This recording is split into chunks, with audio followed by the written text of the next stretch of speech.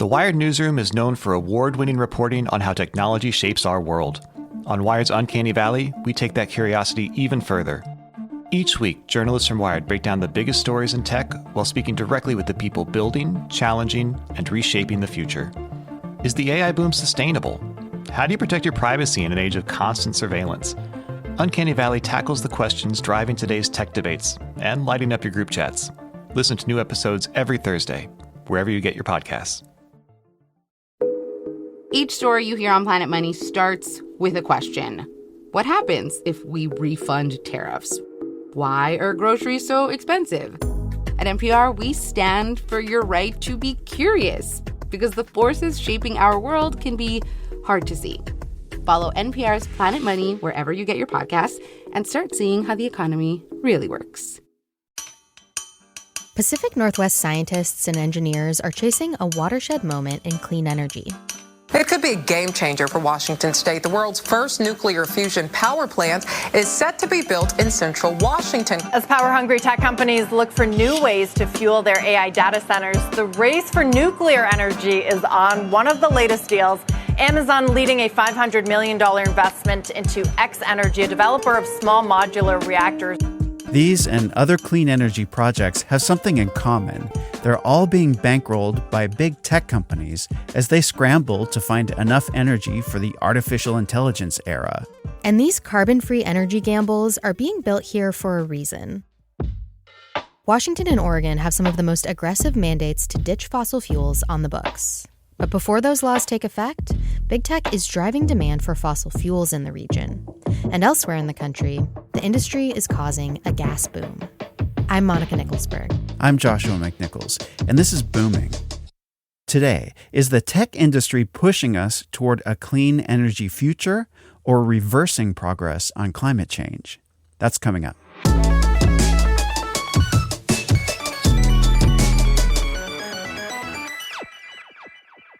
This sucker's electrical, but I need a nuclear reaction to generate the 1.21 gigawatts of electricity. 1.21 gigawatts! 1.21 gigawatts! Great Scott! What the hell is a gigawatt? Hey, Monica. Hey, Joshua. So last week we covered Seattle's new data center moratorium. Right. People around here are so worried about the impact of the data center boom that they blocked big new ones from being built in the city for a year. Yeah. A big part of that concern is how much power these things consume. And we know that the grid is struggling to keep up, for example. Yeah. When I talk to people who work in energy, they warn that if we don't find new sources of power, it could mean brownouts or even blackouts for all of us. And now we're starting to see tech companies take matters into their own hands. Right. They're developing their own power sources. And I know you've been reporting on this. So what have you found? Well, what's fascinating is, at least here in the Northwest where we live, a lot of that new power will probably come from the kind of clean, renewable sources that environmental advocates have been dreaming of for years. But there's a catch. It's being built by and for these tech companies. Huh. Here in the Pacific Northwest, those companies are bankrolling the clean energy transition, while at the same time adding more planet-warming gases to the atmosphere than ever, especially in other parts of the world. So I took a little reporting trip out to eastern Washington and Oregon to see how all this is playing out. Why did you want to go there in particular? Well, I love it there. The Columbia River Basin is this high desert, very rural place where you can drive for miles and miles without seeing anything but sagebrush. It's farmland and nowadays data center country. Mm-hmm. And it's also kind of at the frontier of this clean energy transition.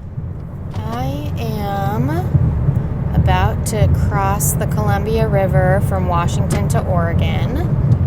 Yeah, I mean, it's really... Welcome to Oregon. What first drew me to this story was a massive piece of land that Amazon bought way out there in eastern Oregon. It's about 3 hours east of Portland. It's almost 10,000 acres, which means you could fit 11 Central Parks in it. Okay, so it's big.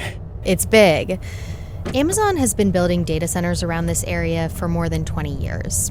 And I asked David Tanner, Amazon's head of infrastructure for the region, to drive me around so I could see them. Specifically, there's, I think, 4 data centers on that on that campus. That's one of our original campus locations going back to 2011. So that would have been built to support the original functions of the internet? Yeah, cloud computing, Thursday Night Football being one of my favorites, the healthcare industry, banking, Netflix, HBO, Disney+. They've expanded a lot since then, with many more data centers requiring more and more power. So this big giant one with the red panels is Amazon? It is, yep. We drove about 45 minutes down dusty gravel roads where there was nothing for miles except for farms and windmills, until we arrived at the place that I was there to see. Wow, we are out here. It was so windy on the drive, I could barely see the road through the cloud of dust in the car in front of me.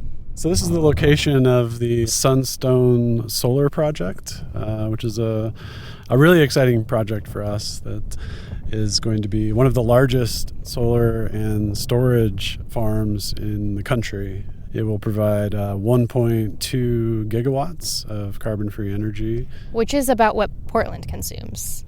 I know that it's enough to power several 100,000 homes, yes. So, yeah, pretty exciting stuff. It just floors me when I hear these kinds of numbers. And the crazy thing is, I know that some of the biggest data centers can use that much power alone. The sheer scale of this project definitely caught my attention, but so did the way that Amazon ended up getting it. Another company had originally planned to build Sunstone Solar. They got the site shovel-ready, but then they went bankrupt, and it went up for auction. Puget Sound Energy wanted it, but Amazon actually outbid them and bought Sunstone for $83 million.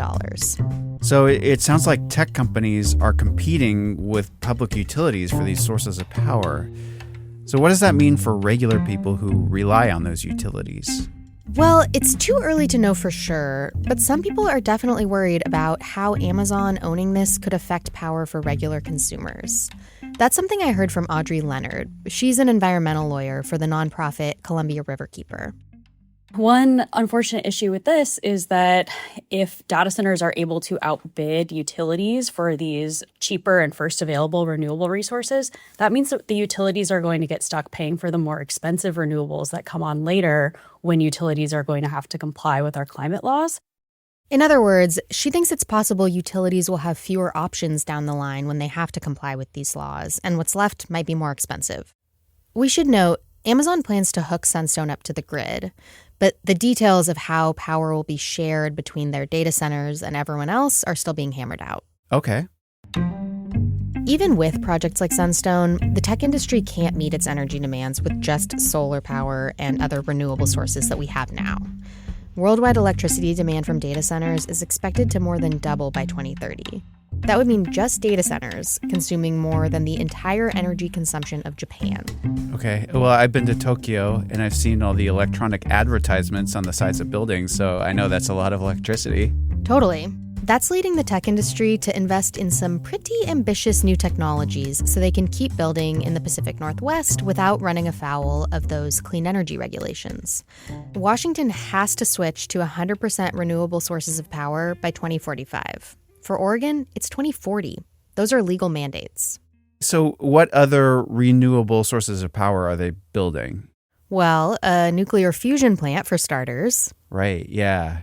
And fusion, we should just clarify, that's fusing atoms together to release huge amounts of energy. It's what powers the sun. Exactly.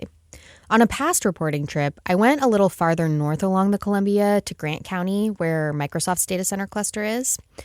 Right down the road from one of their newest data centers, this Everett-based company called Helion is building a nuclear fusion plant. Microsoft has invested millions of dollars in the project, and it's made a deal with Helion to consume all of the power that this plant generates. Yeah. I've reported on Helion too, and as I recall, they're on this very aggressive timeline. They're hoping to be operational in just a couple years, even though fusion has yet to be proven commercially viable. Yeah. And I know that earlier this month, they raised another $500 million from investors.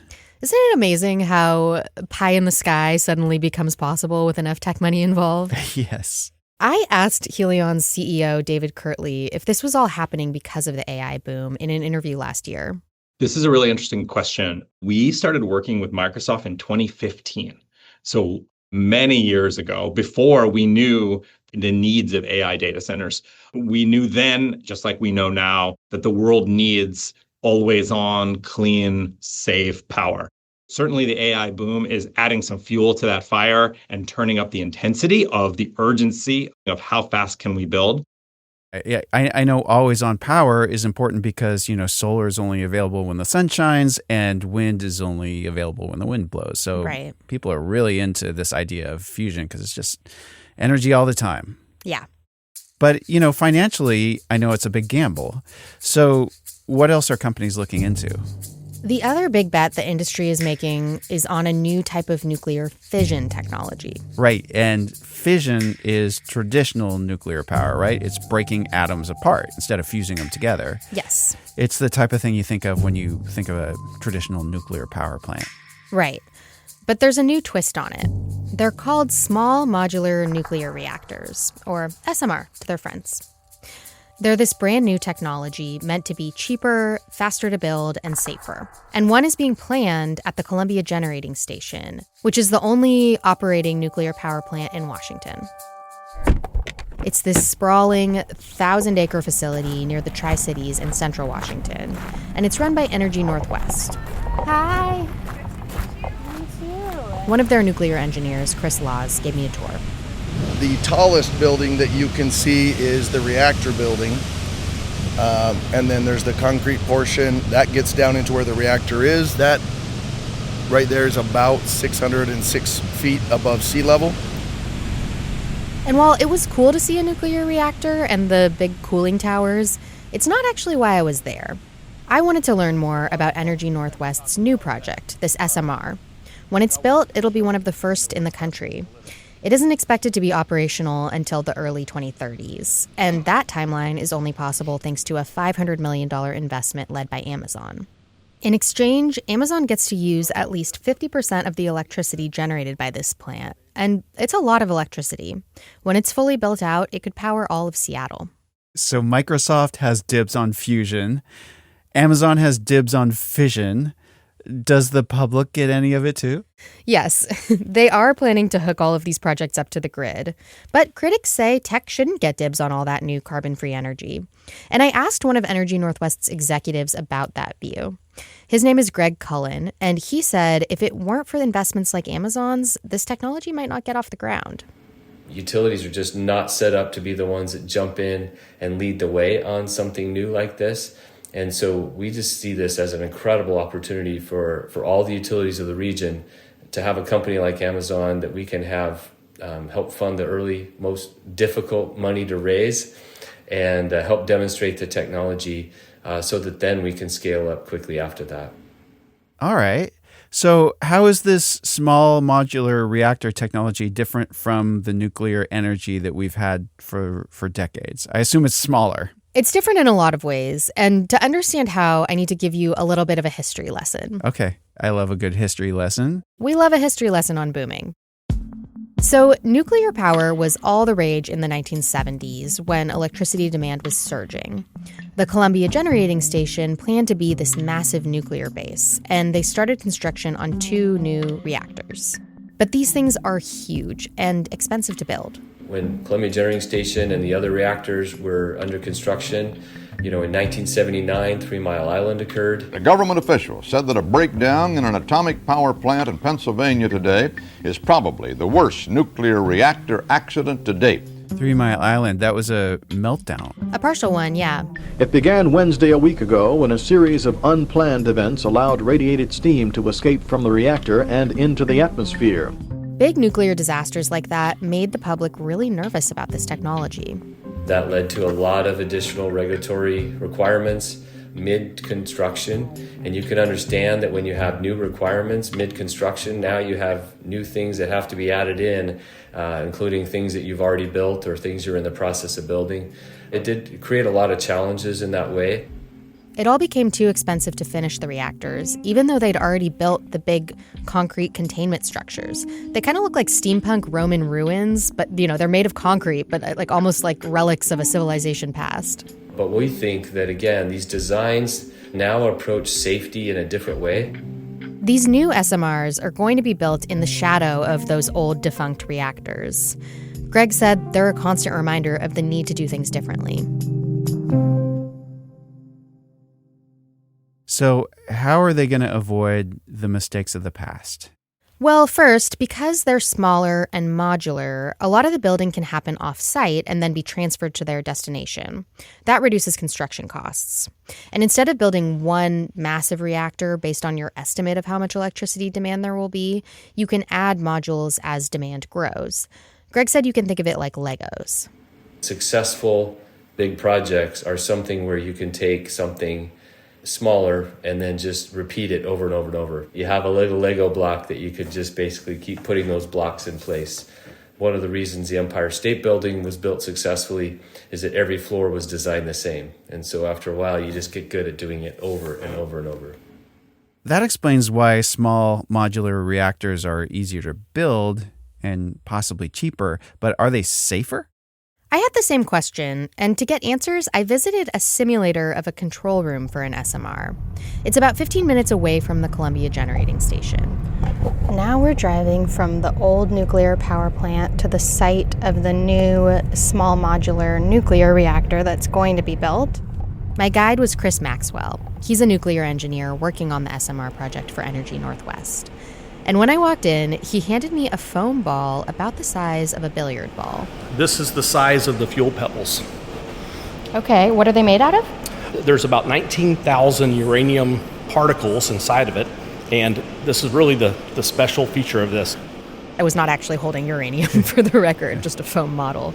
But the real ones are the fuel for SMRs. Hundreds of thousands of them fill a big tank. It kind of looks like a gumball machine, but, gigantic. And that's totally different than the type of reactor I saw at the Columbia Generating Station. You were out at Site 1, and you saw that concrete containment structure, right?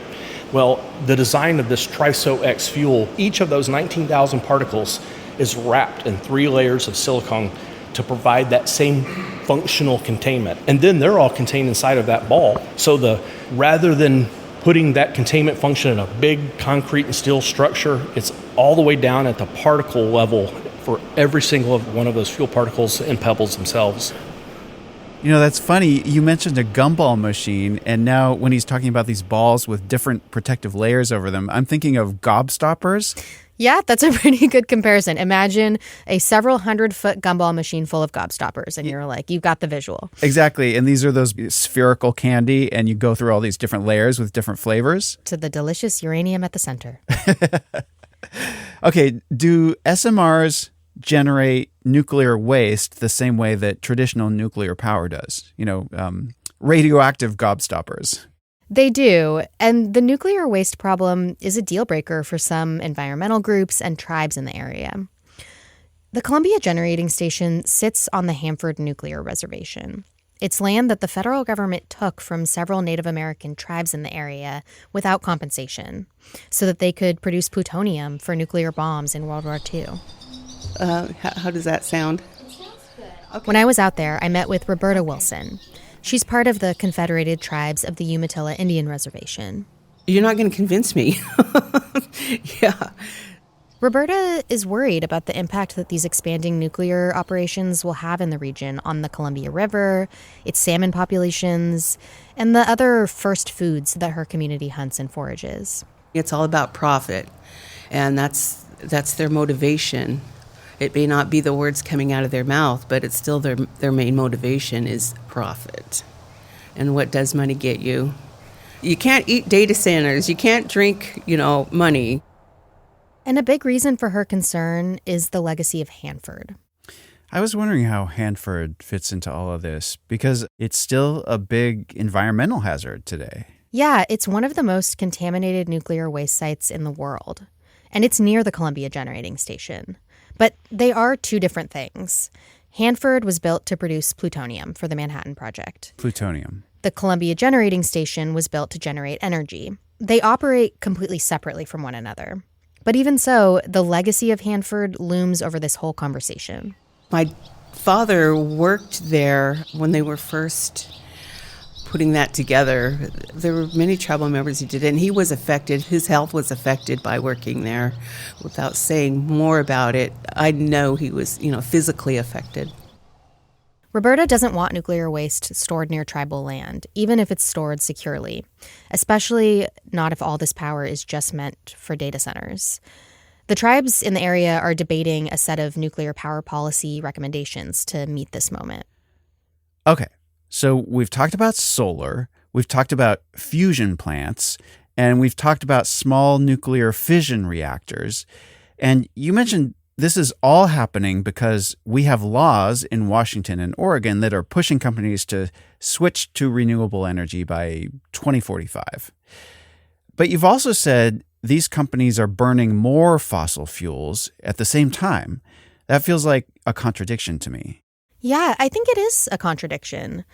And something you hear from critics is that these tech companies are promising all of these new technologies somewhere down the line, but they're building data centers now that will have to run on sources of power that we already have, like fossil fuels. So while we're waiting for this magical solution in the future, we're making climate change worse today. How is this legally possible in the Pacific Northwest where we have these laws? I had that question too. So a couple of things. Washington and Oregon do have a few years before these laws take effect. And when they do, exceptions can be made under circumstances like threats to grid reliability.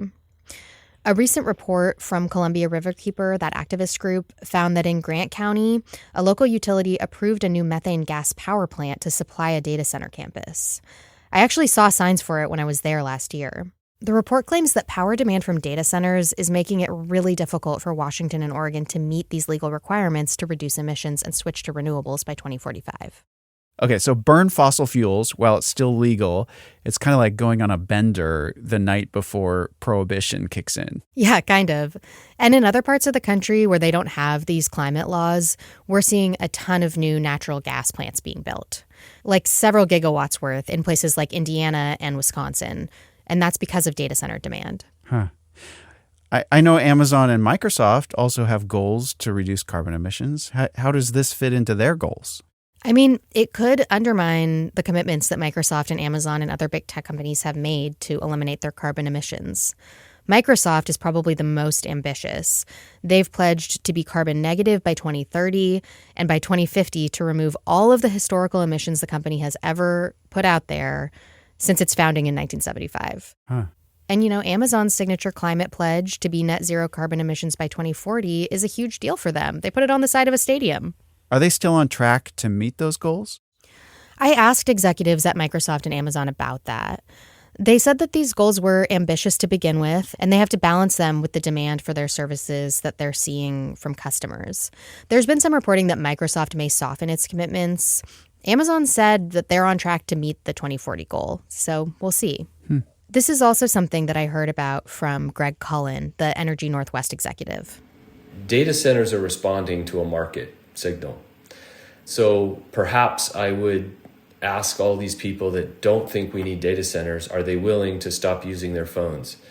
Are they willing to stop using social media? Are they willing to stop taking and storing photos and videos on their phones? Because these companies are reacting to a market signal, and it's not all corporations that are sending that signal. Yeah, I'm always a little bit skeptical when companies say, the problem is you, not us. Yeah, and that's valid. But I also think both things can be true. I think that we are taking more photos and video and storing more stuff in the cloud than ever before, and that does require data centers. But at the same time, this massive AI building boom wouldn't happen without the AI push.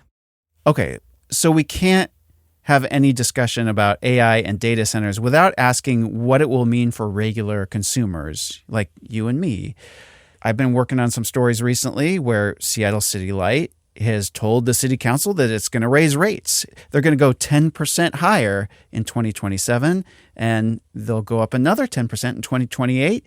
And that's just the start of a decade of rate increases that we can expect. Is that still true now that they've banned data centers? Yes, and a big reason for the rise in demand for power is not just data centers, it's us plugging in electric cars and electrifying our homes instead of using natural gas. And that's good because it's reducing our carbon footprint, but it also drives demand for power beyond what we have the capacity to supply. And the CFO of Seattle City Light called the shift from fossil fuels a sea change in demand for electricity. So with some tech companies outbidding public utilities for these sources of green renewable power, does that mean our utility bills will go up? That's the multi-million-dollar question, and the unsatisfying answer is it's complicated. It really depends on the utility district and a lot of other factors. In some cases, increased demand from data centers and electrification will definitely increase prices. But in others, tech companies pay to upgrade infrastructure, which reduces fixed costs. That can keep prices from going up as fast. There's just no simple universal answer because there are thousands of these different utilities and they're all a bit different in how they operate. Okay, so what's next? What should we be watching for in the future? Well, I think that the data center debate is not going anywhere. It's just heating up. One thing that was really interesting about this story is Microsoft and Amazon and the utilities, everyone was a lot more willing to talk than they usually are.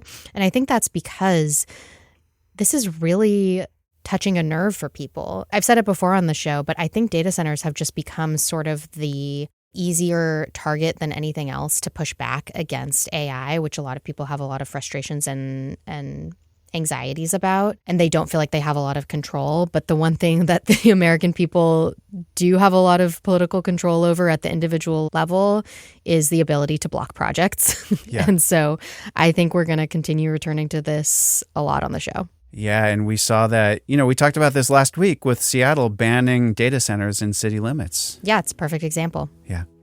All right, well, thanks for all your reporting on this. This has been fascinating. It was fun. That's it for Booming, and thanks for listening. If you have a story idea for us, you can shoot us an email at booming@kuow.org or leave us a voicemail at 206-221-7158. We always like to thank people who are donating to the show. We couldn't do it without you. So if you want to donate, go to kuow.org/booming. And thanks. Our producers are Lucy Suchek and Alec Cowan. Our editor is Carol Smith. Our music is by Alec Cowan, Blue Dot Sessions, and Music Bed. I'm Monica Nicholsberg. I'm Joshua McNichols, and we'll see you next time.